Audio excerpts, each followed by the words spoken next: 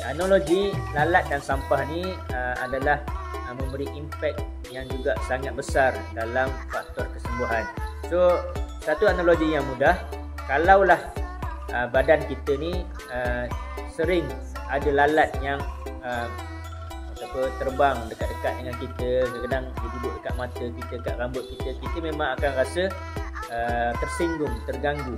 So memang kita akan mula menepis, dan lalat ni lari sekejap, dan dia datang lagi, dan kita mula mencari kayu pengetuk untuk kita ketuk lalat tu. Mungkinlah seekor lalat tadi mati, tapi tak lama kemudian tiba-tiba lalat lain pula datang lagi, 3-4 ekor lagi, mungkin datang lebih banyak lagi. Kita lebih rasa marah dan rasa terganggu lagi. Maka mungkin tadi setakat kita guna kayu pengetuk, mungkin kalau seekor mungkin sesuai lagi, tapi bila semakin banyak lalat yang datang, maka kita mungkin tak sesuai lagi guna kayu pengetuk. Kita mula mencari alternatif lain.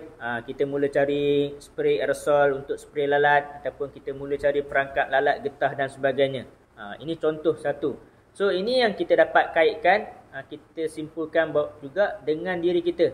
Okey, kita sebagai pesakit, jin datang. Jin ni lah kita analogikan sebagai lalat, dia ganggu kita. Mungkin dengan amalan-amalan yang ringkas, jin ni lari sekejap, tapi kita lalai lagi, kita biarkan lagi. Dan mungkin jin lain pula datang lagi, bawa gang 2-3 ekor lagi datang ganggu kita. Maka kita perlu mencari alternatif, bagaimana untuk kita halau lalat ni sepenuhnya. Perlu kita cari punca bagaimana nak halau lalat ni sepenuhnya, dan kita juga kena cari punca bagaimana nak halau jin ni sepenuhnya. Sebenarnya bukan soal nak mencari racun serangga ataupun pembunuh lalat, tapi kita perlulah mencari punca kenapa lalat tadi datang kepada kita. Lalat hanya akan datang kepada benda-benda yang kotor, busuk dan sebagainya. So maksudnya ada kotoran-kotoran di badan kita, di hati kita, yang menyebabkan lalat tadi sering nak datang hinggap dan singgah kepada kita.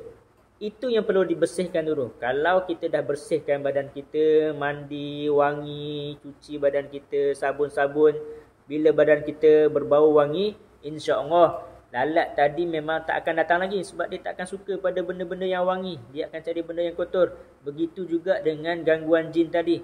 Kalau jiwa kita tadi, hati kita penuh dengan hasad, penuh dengan dendam, penuh dengan perasaan amarah, benci dan sebagainya, iri hati dan sebagainya, memang jin-jin tadi akan sentiasa mencari, berminat untuk dekat dengan kita. Sebaliknya, kita membersihkan hati kita, ikhlaskan niat kita dalam ibadah, buang perasaan riak, takbur. Kita sentiasa senyum, bermurah hati, sering bersedekah.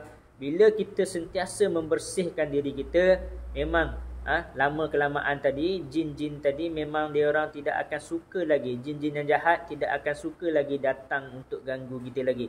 Sebab dia tak boleh nak dekat pun dengan kita, sebab badan kita penuh dengan zikir-zikir, penuh dengan bacaan-bacaan ayat Al-Quran. Badan-badan kita, amalan seharian kita tu sentiasa beramal dengan amalan-amalan sunnah.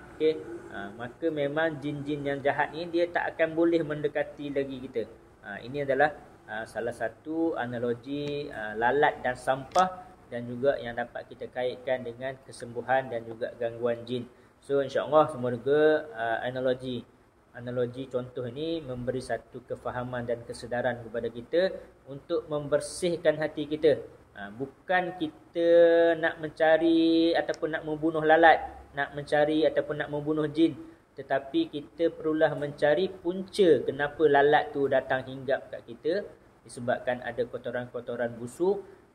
Kita kena mencari punca kenapa jin ganggu kita adalah kerana kotoran-kotoran hati kita.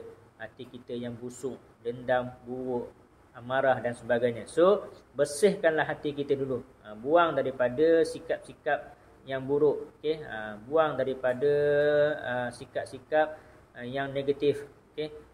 Amarah, dendam, dengki, riak, takbur.